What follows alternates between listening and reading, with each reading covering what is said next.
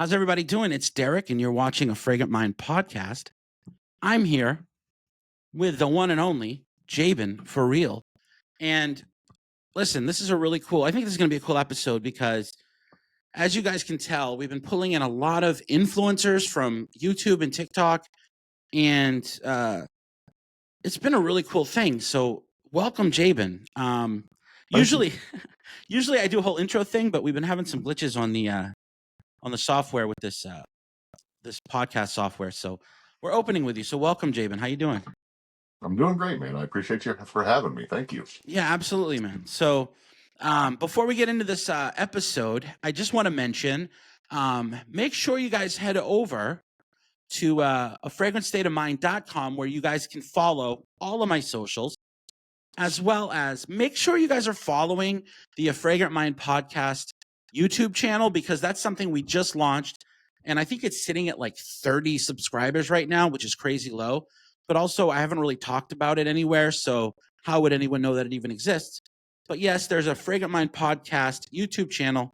So make sure you guys are following that, because eventually we're going to start moving the live streams to that channel, as well as posting clips and shorts from these episodes. And listen, we've got a lot of really cool people lined up, so I'm super excited about that, including Mr. Jaban today. And also, be sure to go onto Spotify and Apple Podcasts, search A Fragrant Mind podcast, because you can also stream the audio as well as video from both of those platforms, and of course on Facebook and Instagram. And also, be sure to check out Jaban's Instagram and his TikTok if you guys aren't already following at Jaban4Real. So let's go ahead and roll the intro, and then we're going to get into this episode. Okay, awesome. Here we go. Welcome to A Fragrant Mind podcast, the ultimate fraghead show featuring Fragrant Derek. Look good, feel good, smell good. Dope. How y'all doing today, man? So once again, we're on the A Fragrant Mind podcast with Jaban4Real. How you doing, Jaban? Doing fantastic, man. So far, good day. Ready to talk about some fragrance. Sounds good, man. So I guess here's the thing. So I've been watching your content for a while, and I'm really curious, like, what did you do before the content? Are you still doing that, or is this your full-time gig now? And what got you into it? You know, like, how did that start for you? Because you have a huge following, so yeah. As far as fragrance goes, I've been into fragrance since I was a kid. Like, I've always been into things that smell good. So, I mean, fragrance has always been something that's been with me. Yeah. But as far as what I did before content creation, I actually work in a business. I work in, the business field. I'm actually, kind of a business manager, and I still do that to this day. Very cool. Actually, my content creation is something I do in my spare time. It's an outlet for me. It's, it's something that I enjoy doing. So, it's literally something I have a passion for. And I actually started out creating content not in the fragrance space, but just doing like funny dad videos on TikTok. And that's kind of where I got my start. And eventually I just kind of, wanted to take my content in a different direction. And, being someone who's into fragrance, naturally you like to talk about things that you love and that you have a passion for. Yeah. Yeah. So I kind of found myself starting to talk about fragrance and starting to dabble in that a little bit. And then it just kind of took off for me, if I'm being honest. Yeah. And now here I am. The story's, it's pretty simple, really. Yeah. So I have two questions for you right now. So when you started, just curious, because I see that crazy collection behind you. What did your collection look like when you first started compared to where it is now? And then Nothing the second, like it looks like now. Sorry? Nothing like what it looks like. Nothing, right? Now. Yeah. Same with me. No. It was crazy. So yeah, I hear you. It's crazy how once you start making fragrance content, you almost feel like you have an obligation to have everything so that you can talk about everything, so you can speak to everything, because without getting your nose on something, you can't exactly, give somebody a recommendation. You can't tell somebody how you feel about something. So yeah, in the last couple of years, my collection has really boomed. Yeah. And I have a passion for fragrances, and it's even Yeah. more so now than before I started creating content. Because, like I said, when you start creating content, whatever you're doing, I mean, it's going to elevate it Right. because you want to feel like you have more experience to talk about. Yeah. So the second part of the question was, what did the trajectory look like? Did you have a viral moment, or was it, slow but steady? Was it fast but steady? What was the moment So, for you that you realized, wait a minute, this is actually like happening for me?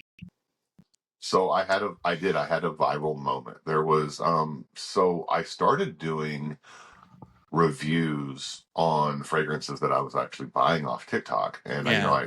I started with one called Miss Armaf Chic. Mm-hmm. And I got the fragrance in my hands, and I was just like, completely blown away by how good it smelled. It's Yeah. actually a dupe of YSL Mon Paris. Oh So wow. I mean, it's a dupe fragrance, but Yeah. it's from Armaf, and like I smelled it, and I did my review on it, and in the review I said this fragrance smells like child support, and that stuck, and it just stuck. And Yeah. I think that video to this day it has almost like 5 million views, I think, something like Wow. that. But that was my viral moment, was basically, calling that fragrance the child support fragrance. Yeah. So And it kind of blew up. what did the day after it blew up? Like what went through your head at that moment? Like when you realized, wait a minute, I just did a viral video. Like what was the next steps for you? Were you like, hey, I need to start like doing a heavy push of content? Um, what was your strategy at that point? I'm just curious because I think that's something that I think everyone hopes would happen, but I think a lot of people are ill prepared when it does happen. So I'm just curious what you did after that moment.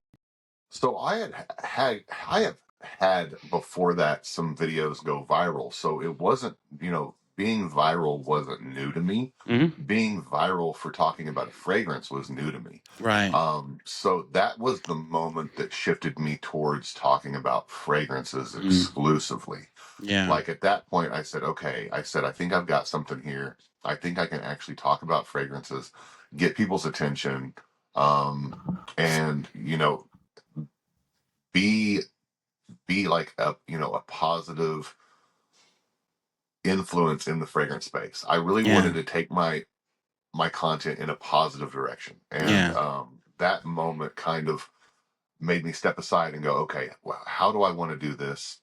How long do I want to do this? And Mm. how into this do I really want to be? Yeah. So that viral fragrance moment just made me kind of stop, collect myself, rethink things, make sure this is the direction that I wanted to go, and then Mm. set my feet and start. Yeah. That totally makes sense because um so a lot of people don't know this about me, and I haven't told anyone on the channel, so this is an exclusive moment. Fair enough. Back in like 2007, it was like a year after YouTube really launched. Um I had started just like doing a basic vlog from my living room, um, like every day. And I just go on and, talk about different topics and stuff. And no one ever watched. But I had like 5 viewers that religiously every day would log in and watch my content. And all of a sudden this guy from the UK started watching, and he actually messaged me back when you could actually direct message someone on YouTube. And he said, "Hey, would you want to like collaborate?" So I was like, "Sure." So I think we did like I don't remember what the video was, but we did a collab, and it felt good. Like we noticed immediately that we had instant chemistry. And his name was Maddie, and he was from England. And after talking for a few days, we're like, "Hey, we should launch a show together," And we were thinking about what concept we wanted to do. And at the time, you remember Jackass was like super big on MTV and everything. And no one was really doing. I mean, there were like prank videos and stuff, but no one was really doing like that kind of like stuff on YouTube yet. So we said, "Hey, why don't we do like an online game of truth or dare, right?" Where essentially, because back then YouTube videos were super collaborative, like people could post like videos and clip them to your videos, so that I can't remember what they called it, but yeah, they could like respond to your video with a video, and you could essentially like help build each other up in a collaborative way. So what we would do is we would make a video saying, hey, dare us to do something, and we'll pick one of the suggestions and make a video of it. So it started this whole thing of like, we called it the Dare Channel. And people would dare us to whatever, it started off innocent, you know what I mean? Like, eat a spoonful of cat food or something. And so we did this for like 2 years. And we actually got invited to launch a website that was called Bragster. And Bragster was like an online community of people making like content, basically doing dares and stuff. And they reached out to us and they're like, hey, we want you to like represent this website and make exclusive content just for us. Not only did they pay us, but they like helped us push merch, and we were doing ad stuff, and it was crazy. But this was like before anyone was making money on YouTube or anything. So we moved it all to the website, and we were doing stuff exclusively for Bragster. But that was sort of my introduction into social media. Was I was really doing like stupid jackass stuff back like in the early 2000s. And then after we stopped doing it, because the thing is we really burnt out. Like when we got to the point where we were pushing ourselves every day to be more daring, to be more bold, kind of like the jackass is now. And it got to a point where it got really dark. You know what I mean? Because essentially I realized like, hey, this isn't just about the content. This is like self-harm stuff. You know what I mean? Like the things we were doing was straight up self-harm, and it was unhealthy. And then YouTube caught wind of what we were doing because our vid channel was getting big, like really big. And they shut us down. Like one day we logged in, it was just gone. All our content, everything was gone. And and then Bragster got bought out by, I think it was Guinness World Records, bought the website and wanted to do like a whole like record breaking website, and then that fell into obscurity. And anyway, none of that content exists anywhere on the internet anymore that I could find. But and then so that was like, I was like 27 when that ended. So since then I hadn't done a lick of content at all on social media. So when my wife had suggested, hey, why don't you get a hobby, I decided, hey, I'm gonna talk about fragrances because I watched a lot of fragrance content. So this is kind of the avenue I went in. But that being said, I had sort of a background already in editing and all that stuff. But yeah, that's a long-winded story. But that being said, for me, my inspiration to get into this was the creators and all the people that I was watching on a daily basis, So like, who was your inspiration, when it comes to this realm? Do you have certain creators that you watched regularly, or did you go in it blindly, just thinking like, oh, I'm going to do this, and then discovered the influencers? So this answer is going to surprise a lot of people, and that's fine. Yeah, I do. Have a couple of people that I look up to. First and foremost, the first real fragrance influencer that I caught on with was Demi Rawling. Oh, wow. Are you familiar with Demi Rawling? I am, absolutely. Okay. Yeah. So Demi Rawling was one of the first fragrance creators that I started listening to, watching, and paying attention to, because the way she spoke about fragrance, you can tell she has a genuine passion for fragrance. Yeah. Demi is she's magnificent. She has an insane fragrance collection. Like her collection makes my collection look like nothing. Yeah. And I really loved the way she talked about fragrance, and I just, she was a real influence. And then another one that's not even from the fragrance space is actually another female influencer, and it's Michaela Nogeria. I don't know who that is. So she's a makeup influencer Oh, on wow. TikTok. She has over 12 million followers. Yeah. So no offense or anything, but you don't come across as the type of guy that watches makeup content. So the reason, here's why. It's not so much that I watch makeup content, but it's her story. Yeah. So Michaela started out working at Ulta. She literally worked at Ulta. Yeah. And she was already into makeup, in the makeup space, and it was something she was passionate about. Yeah. Well, she started doing TikTok, and her TikTok blew up, and eventually she was able to quit her job at Ulta and pursue the dream that she wanted to pursue. Yeah. And it's her story that I resonate with. It's not so much her content. Don't get me wrong, she has fantastic content, Right. but her motivation, her story, where she came from, how she pushed herself, how she basically took that leap from working a regular full-time job Right. to creating content full-time is what I resonate with. Yeah. That's the part of her story that I resonate with. Not necessarily her content or what she's covering, but her journey. Yeah. No, that I totally get it. And you know, that makes me think of like, now that I think of like the content that I watch, there's so much stuff now that I follow on a regular basis of like topics that I have really zero interest in, or really had zero interest in before I started watching these creators.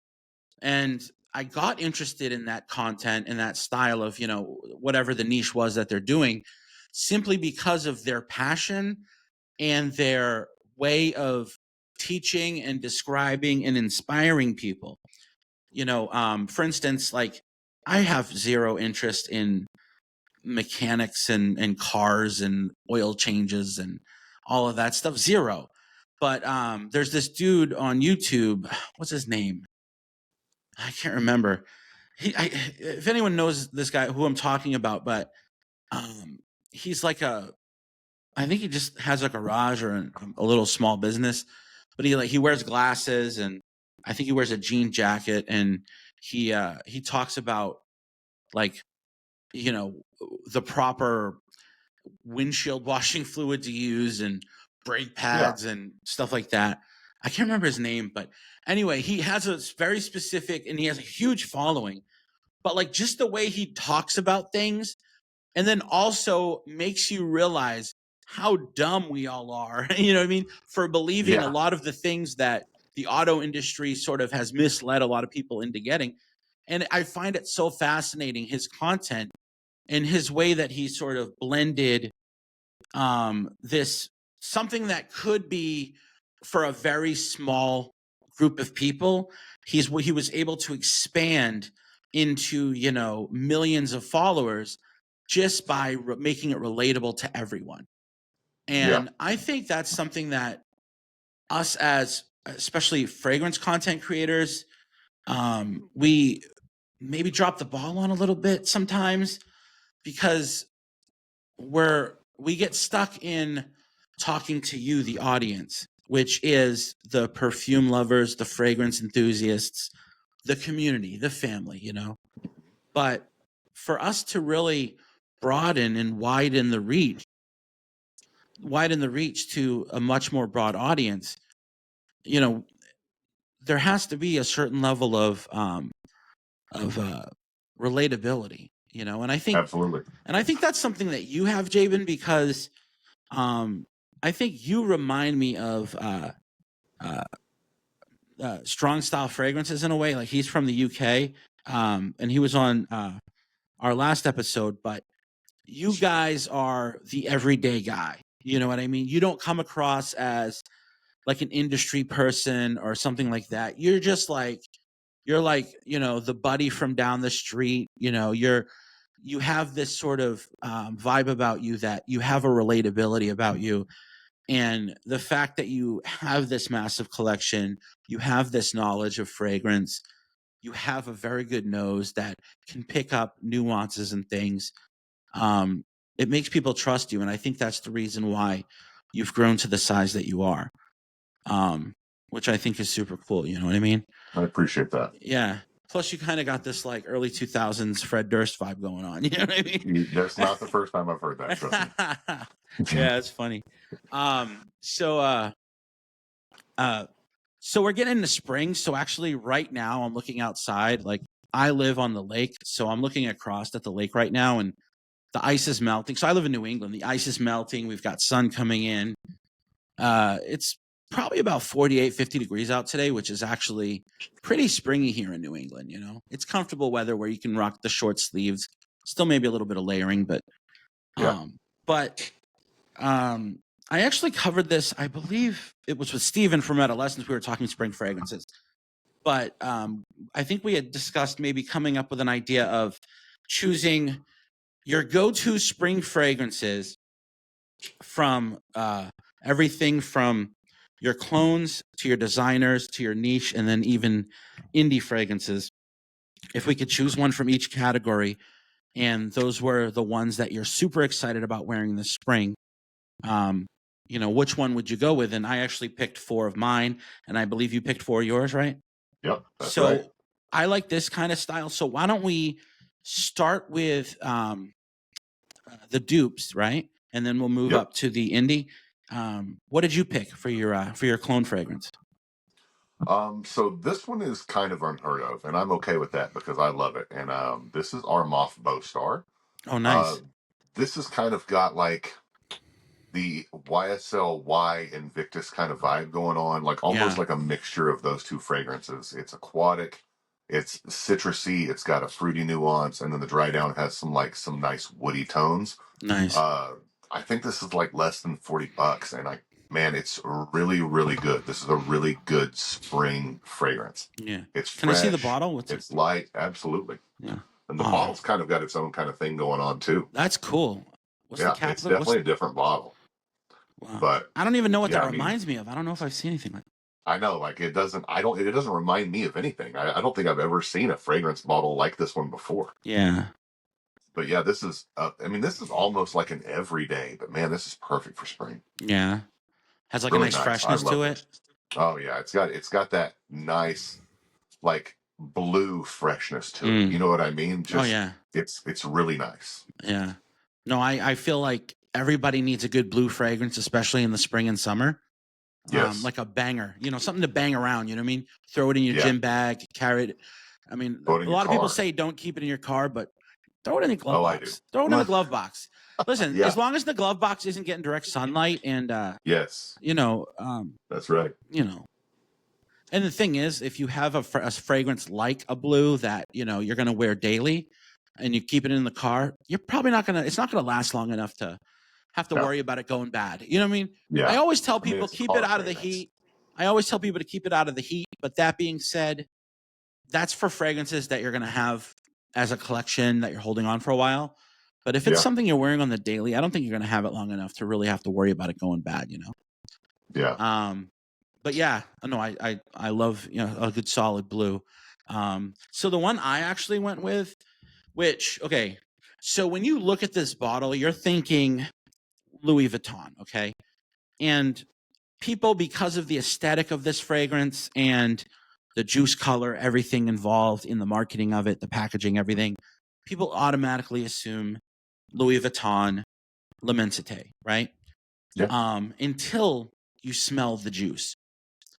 And this feels to me kind of like, Tiger? Yeah. Yeah, that's the vibe I get with this one.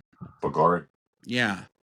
But this stuff, this is Jean-Lo or Jean-Lo, whatever. Jean-Lo? I don't know. I think it's Jean-Lo. You could get fancy and call it Jean-Lo, whatever, but it's Jean-Lo. Okay? This is made by Maison Alhambra, okay? Yeah, and Immortelle. Now, I'm going to tell you something that I think a lot of people aren't aware of online, and I don't think a lot of people talk about it enough. There's 2 versions of this fragrance.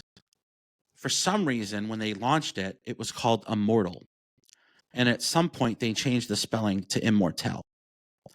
So people always assume, oh, did I get a fake because mine says Immortal and the other ones online say Immortelle? That's actually not true. There's 2 versions of this. There's Immortal and Immortelle, and they are the exact same fragrance. Just, I think at some point maybe they, I don't know, maybe it was in the distribution of it. They were selling so much. So when this came out, it was super viral. So I imagine whatever that original batch push was, that probably got faded out and they had to relaunch it. And I think at some point they just changed the spelling. It might have been an error. I don't know. But yeah, there are 2 versions of this. But that being said, this stuff is amazing. Now, here's what I will say. And I've heard a lot of people say that the performance is crazy, but it's not. Be prepared for that. The sillage is going to be mid-range, okay? You're not going to have a massive scent bubble, but you will get, solid arm's length for, a good 30, 45 minutes. But then what happens is it kind of pulls a little closer, but people that are around you will notice your presence. You're going to have this sort of sweet, fresh, slightly woody, almost creamy, really just pleasant, something that's very unique. And I love this one. But once again, it's not beast mode. It's not going to fill the room, but it's going to smell amazing. This is something you wear for you in the springtime. And and what's crazy is look at this atomizer. I have that bad boy. I love it. And you go, of course. I don't remember what I paid for this. It was around $40, but look at this magnetic cap all day. Always satisfying. No, absolutely. All right, so let's check out your designer. What'd you go for a designer?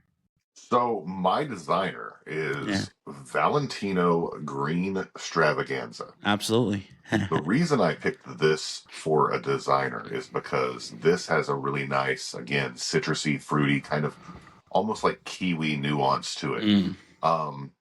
But the dry down on this goes a little bit deeper with like some vetiver and a little bit of lavender, I believe. Yeah. Which gives it kind of that spring oomph. And it's light enough that you can wear this in the spring, but also dense enough that like if you want to wear it on a night out in the spring, it would work for that just as easily. Yeah.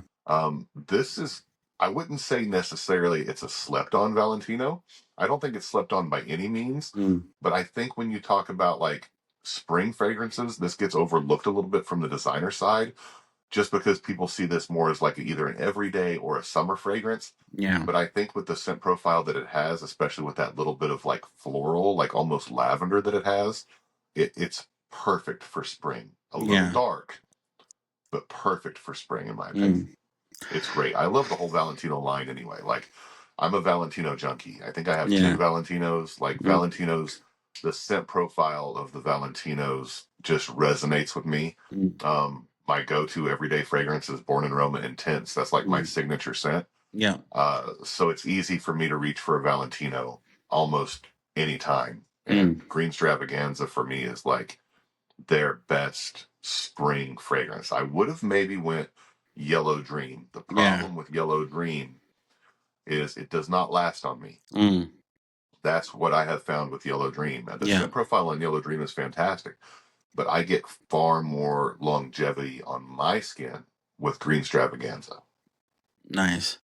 Yeah, I have a few Valentinos myself. I know I have Born in Roma Intense. I also have the honestly, I kind of hate it, but the gold. It's not my favorite. To me, that was the flop. I think everything else they released was pretty excellent. I would agree, it's a flop. The gold just didn't resonate with me. It just doesn't resonate with me either. No, it sits untouched on my shelf to this day. I mean, I think I maybe wore it once to give it a test wear. I don't think I've touched it since. No, the thing is it's very base. Like it's mid. If you could describe a mid fragrance, it's the definition of mid. Not only in the scent profile, but also in the performance. Like it just kind of doesn't stick around that long, and the dry down just kind of goes into this like weird, almost like I hate using the comparison, but kind of like a Play-Doh vibe. It just doesn't feel. It's like a powdery coconut. Yeah, it's a weird. It's odd. Yeah, it's a very odd scent. And actually, there have been a few of these styles that have come out. They all kind of came out around the same time. They were doing this whatever the gold push was. Oh, we're going to do a gold flanker. And they all kind of sucked. So I think that was kind of a miss for the fragrance industry. It was the gold, whole thing. But I think Paco Rabanne did the same thing with 1 million around the same time. They're still selling it. Yeah, you could still go and get the 1 million gold. No one buys it though. I haven't heard anyone really. I'm not a fan. I smelled it. It was very underwhelming. It was once again lacking in performance, lacking in unique scent profile. It was just a very mid fragrance. But but for me, I think the lavender is what kind of carries along that Born in Roma line, kind of throughout the whole line is that really unique lavender. Now with the intense version, you kind of get that spicy lavender with the amped up sweetness. really great, strong performance. And then that sort of improved upon the original Born in Roma EDT. And then, each subsequent flanker sort of did a twist on that DNA. And yeah, I think the green version went in that fresher, sort of springy direction, and what they were very smart with, I think, in launching that line was that they had a particular scent for every occasion, whether it be dressed up, dressed down, summer, spring, fall, winter. They just really covered all the bases with all of those flankers. So that was smart marketing, and I think they did an awesome job. Once again, that gold sort of was the odd duck. But for me, Valentino really shined, in my opinion, and this could just be because I'm an old head and I appreciate, classic, Iris. And but for me, it's the Uomo line. That's really the line that has my heart. I just love the original Uomo, and then the Uomo Intense just does it for me. And I think a lot of people think it's repetitive. That smells like the Dior Homme Intense, but I think it does something that Dior Homme Intense doesn't do, where the Dior Homme Intense is just straight, classy lipstick. I think the Uomo Intense really took that lipstick and then kind of gave it a slight spiciness. Gave it a more interesting dry down. Really decadence to it. Yeah, exactly. It just really improved on that DNA. So anyway, so yeah, I got to talk about my designer, right? Sorry, I'm over here ranting. But we have an hour to kill, so it's nothing wrong with that. But so dude, YSLY, but this isn't just any YSLY. This is the new Parfum. And so if anyone watched my original review of this fragrance, it was not a positive review. Mind you, the review on the scent was amazing, was really nice. I was impressed with the scent profile. Where I had a problem was in the pricing. Yeah. Because this thing launched at $185, okay? And my issue with this was the Y line is really marketed more towards the younger, demographic, teenagers, early 20s. We're talking kids that are still living at home with their parents because they can't afford the rent in this economy. And they think that those kids can go out and spend $185 on a YSLY fragrance. Yeah. And in my opinion, that was kind of a misstep, in my opinion. I mean, I get it's a Parfum concentration. They did the same thing with the Elixir. Yeah.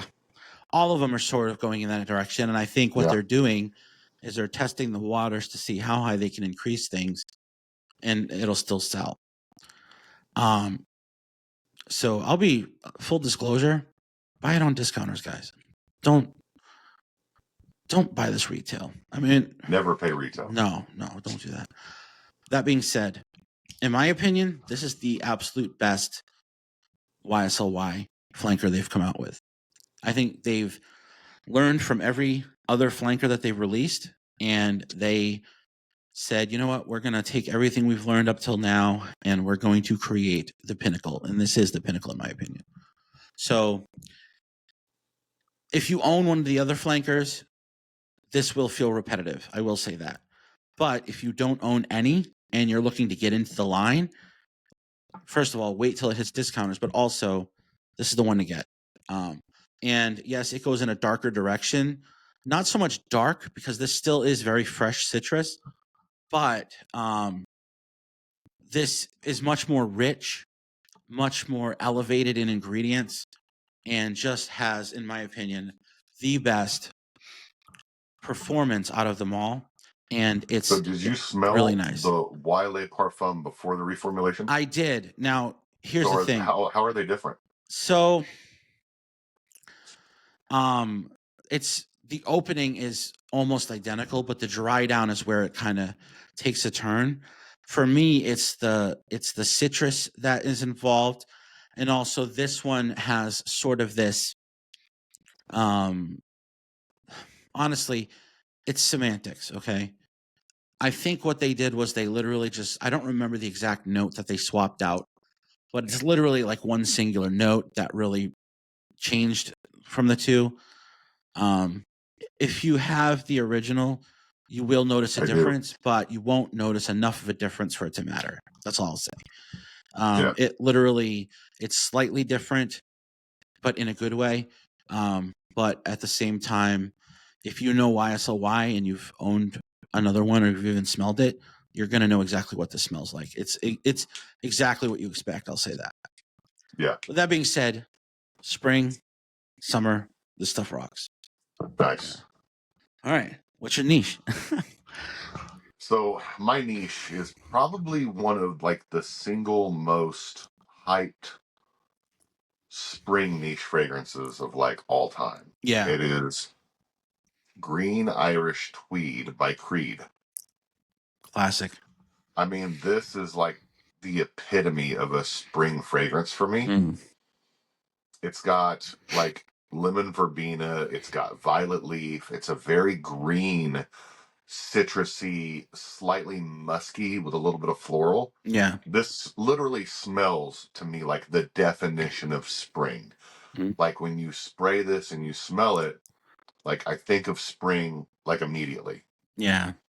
And every time I smell this, and it's a very like clean, crisp, almost like Irish spring soap kind of vibe, Yeah. but like at a luxury level. Mm. It's amazing. And this is it's a very gentlemanly, like professional spring fragrance. It's somewhat mature. Like if you're like under the age of like 21 or even Yeah. like 25, you might not be able to pull this off. Like it's got that kind of vibe to it. Yeah. But as far as a spring niche fragrance, anytime someone says those two words together, spring and niche, it's this. This is the first thing I think of. Yeah. Every single time is Green Irish Tweed. Yeah. Every time. I think that one reminds me of like, and this is going to be in the most respectful way possible, but Green Irish Tweed is the fragrance that your dad would have worn. But Yeah. if your dad was Donald Trump, you know what I mean? Yes. Like yes. that's what That's a that really good vibe way to is. put it. Exactly. You know what I mean? Like it really, yeah. So it comes across as incredibly high end luxury, but has that sort of mature, father figure, uncle figure, kind of vibe. It does. Not my uncle, but Not mine either. I think my uncle was wearing like Jovan or something like that. Only on weddings and funerals. Yeah.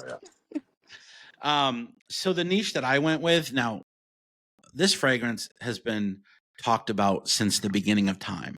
And a lot of people, even though it is technically niche, and yes, it is very niche, it's sort of on the lower end of like more affordable niche fragrances.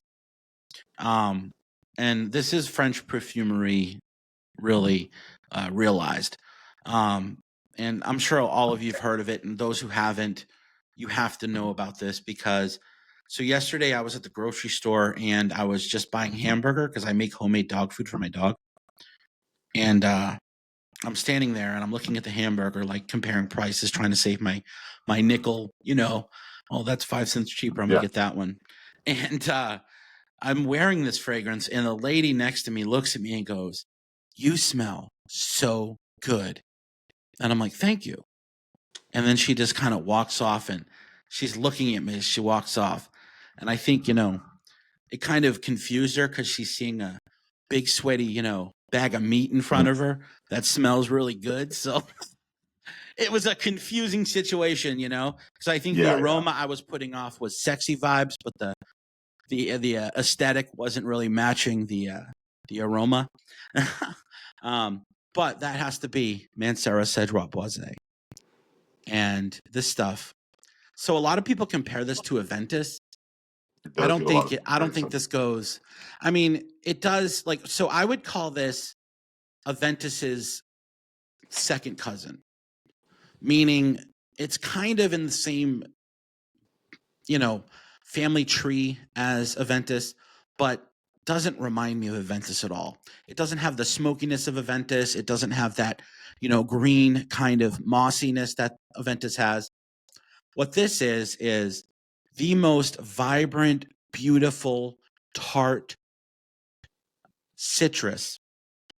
Specifically to me, beautiful lemon, almost leaning on that lemonade vibe, but to me, not so much lemonade, but if you imagined dipping the freshest lemon from Italy, just picked off the tree, into a little bit of sugar and taking a bite, that's what this smells like.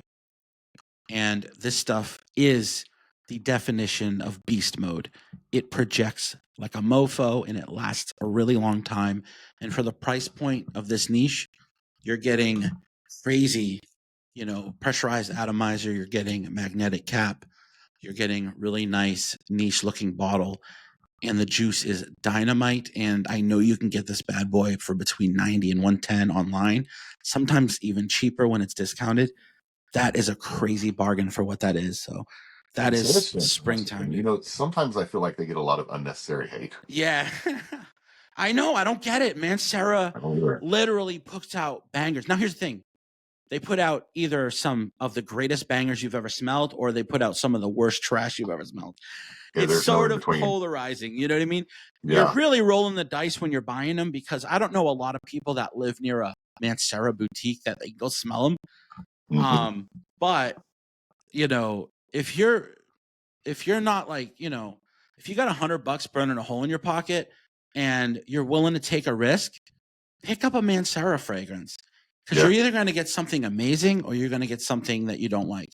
But either way, it's worth it. You know what I mean? It's worth it. Because for every bad bottle you'll get, the next one will hit, So I think My it is. favorite Mancera is Instant Crush, and everybody Yeah. always dogs on Instant Crush, and No. it's crazy to me. It smells so good on the Yeah. dry down. Total Baccarat vibes with that one. But it's way cheaper and kind of better. You know what I mean? Yeah. Like kind of better. Like it's It's it's got a like little bit more maturity to it, which I like. Yeah, it's like if you took Baccarat, made it a little bit more masculine, made it way Yeah. more mass appealing, and sold it for $100. You know Yep. what I mean? That's what That's you the get with vibe. that. Exactly. It's dope. It's dope. So the last one, what'd you go with for indie, man? So indie, ultra niche. Yeah, I mean, so I went with Orto Parisi's Mega Mare. Nice. So for one, I mean, like the bottle's gorgeous. It's got this whole like mother of pearl thing going on top of the lid. Yeah. Mega Mare. This, like, when you talk about beast mode fragrances that leave an absolute insane scent trail, Yeah. this is in the conversation.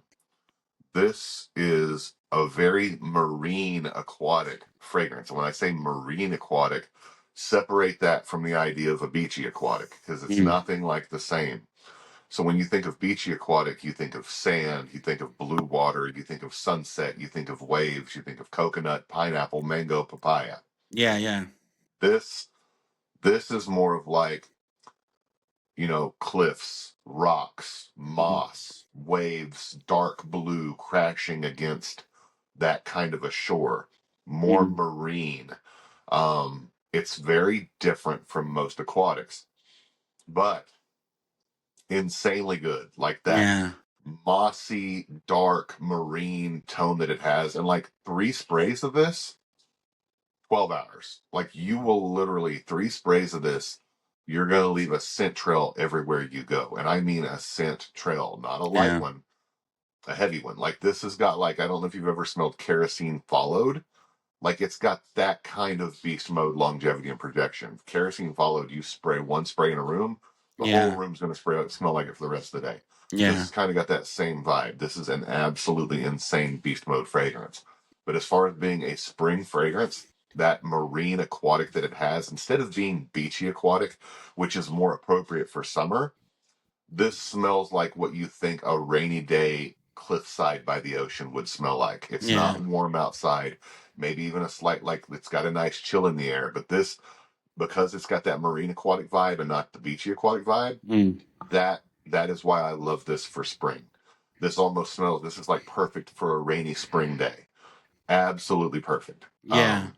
I've worn this a few times, and I the first time I wore it, I want to say, because I didn't have any experience with it, I Hmm. think I did like 7 to 9 sprays of this, and that was one of the worst mistakes I ever made. Yeah. Um, I was literally walking through areas, and you could still smell me 10 minutes later in that same area after I was gone for a while. Like, that's how beast mode this fragrance is. But yeah, perfect for spring, insane concentration.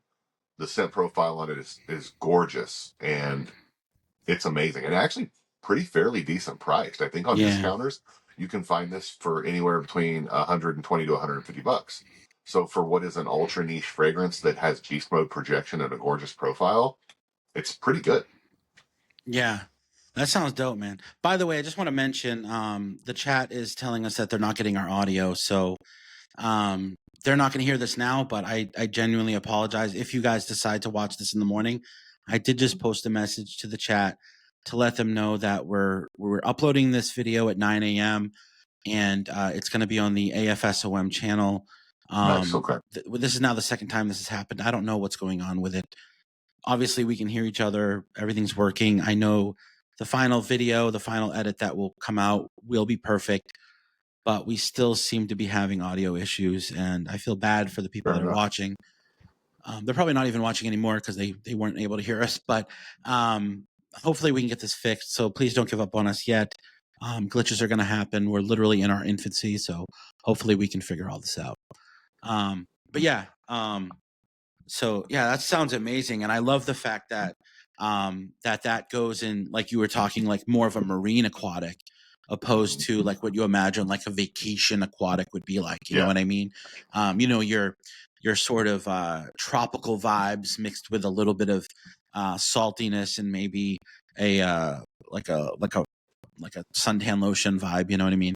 But actually matching the aesthetic of smelling the oceanic mixed with the green vegetation of the ocean, and like the sea foam and the Exactly what it is. surrounding mountainous cliffs covered in like shrubs and all that. Like that sounds Yes. amazing. And I could totally transport to that, and that I think that's one that I definitely want to try because I love that scent. And now here's the thing about beaches, right? I think everyone's beach smells a little different. And I've been to beaches where it smelled beautiful, summery, wonderful. Yeah. And then like you've got Hampton Beach here in I know where you're going with this. and it smells like literally like a fart, like someone farted in the air and Yeah. covered the whole town in that dookie smell. So Yeah. I know. I knew exactly where you're headed. Like some beaches are just like you said, they're gorgeous. You get Yeah. that, tropical, clean air, Yeah. ocean breeze kind of vibe, and then you go to another beach and it's like dead fish. Yeah. That's all it is. Now, mind you, we're not giving Yeah. you ultra niche indie houses any ideas to create that scent profile because let me tell you something. Yeah, Nobody please do wants not. that shit. All right. No. Nobody wants it. Nobody's asking for it. We don't need it. So don't spend your time on it. You're just wasting your time.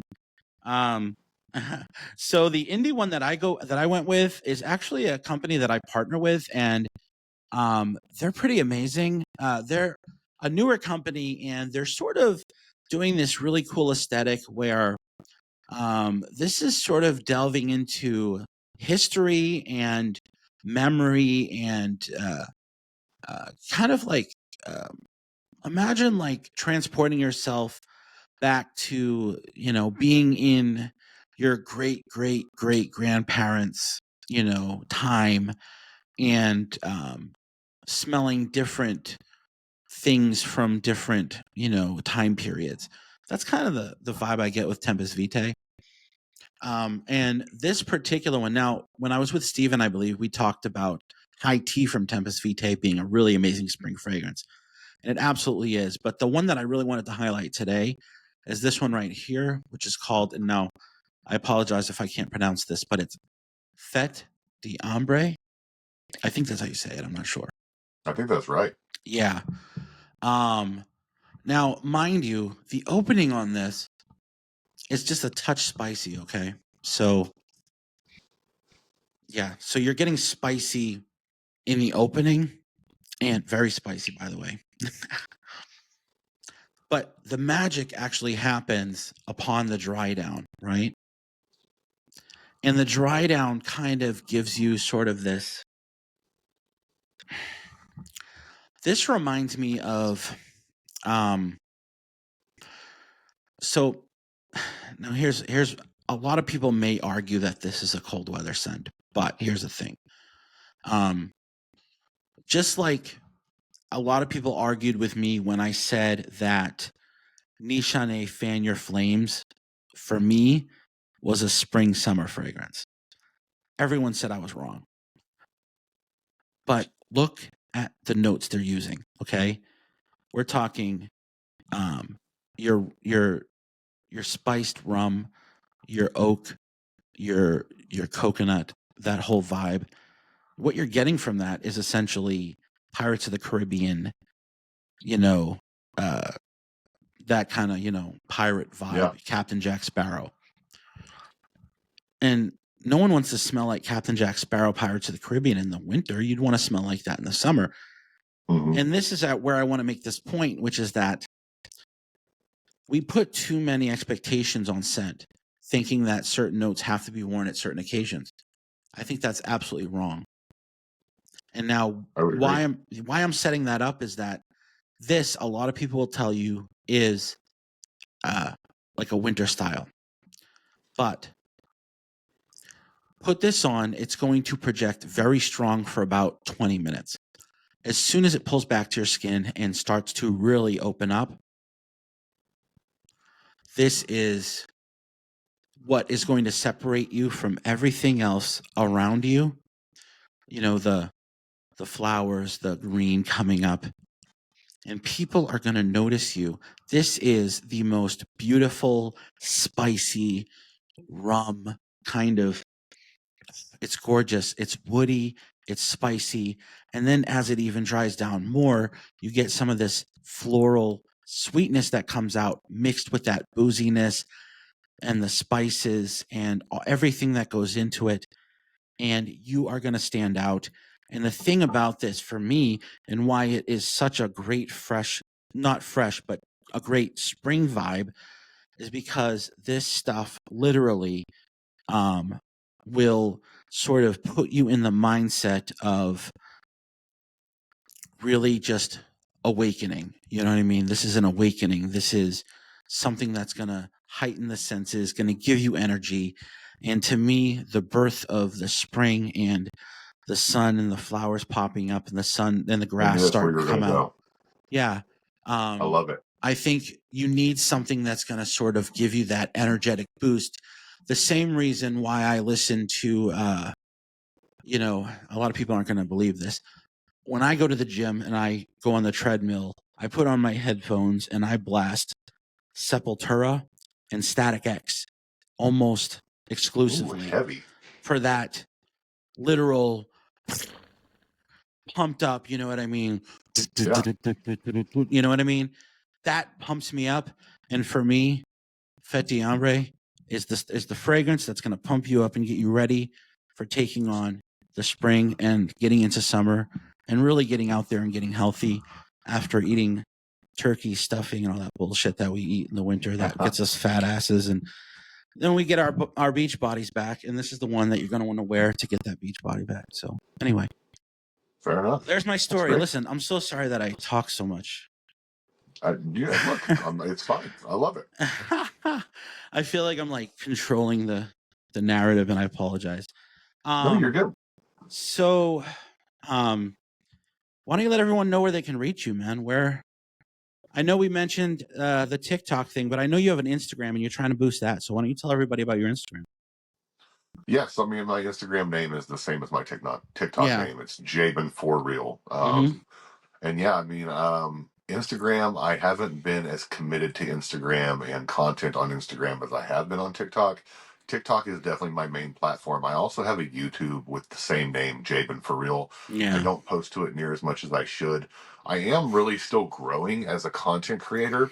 I mean, I know everybody sees my TikTok following and they, think that I'm this, my feet are in the ground, et cetera, et cetera. But To be multi-platform these days is almost a must. Yeah. And TikTok is such a profound, um, a profound place for someone to grow and to become big, that sometimes I feel like our other, avenues get kind of lost in translation a little bit.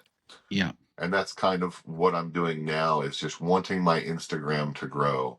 I'm trying to, get better at posting to Instagram more often. I'm trying to grow on that platform. Yeah. But yeah, I mean, I do love Instagram, and posting more often is something that I'm passionate about. Mm. But on every platform that I'm on, my username is Jaban4Real. So YouTube, Yeah. Instagram, TikTok.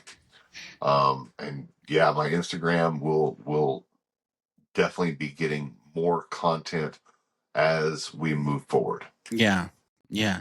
I mean, I have the same problem. I didn't blow up quite as big as you did, but I'm at about like 22,000 on TikTok right now. And yeah, I wasn't focusing on YouTube as much, and I wasn't really focusing on the other platforms for a while. So it was kind of slow moving with those other platforms.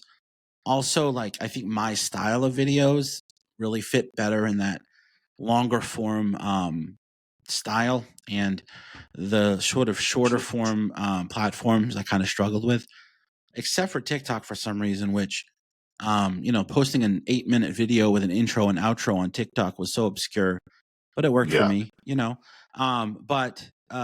it's hard to really cross post every single video.